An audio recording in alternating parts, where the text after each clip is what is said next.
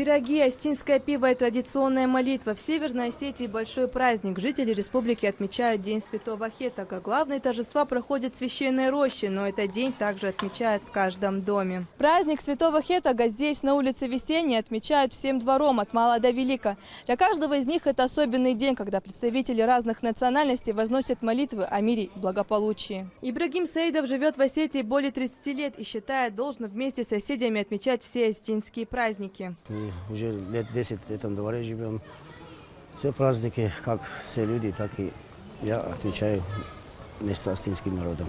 Мне отец первое слово сказал, что чужую веру надо уважать. Ты свою тоже не забудь, и чужую тоже, как себе сказать, уважать надо.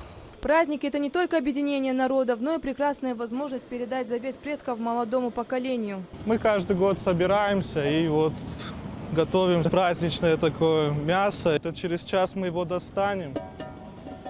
Ну а дальше будем, наверное, действовать, как нам расскажут наши старшие. Один из главных атрибутов праздника – треугольные осетинские пироги. Это форма, символ плодородия и стабильности. В семье Бекузаровых их пекут с чувством особой ответственности. После этого ритуала каждая семья отправляет праздничные блюда и пожертвования в рощу Хетага, где старейшинами возносятся молитвы за здоровье, благополучие и процветание.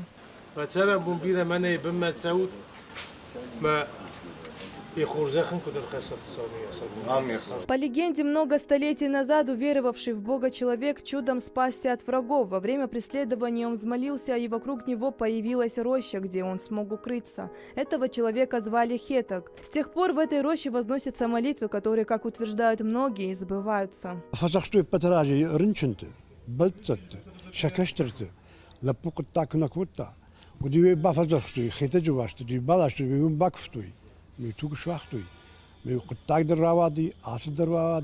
Праздник Святого Хетага – один из самых почитаемых. В этот день сюда съезжаются многие осетины, проживающие за рубежом, а те, кто не может приехать, отмечают его на чужбине.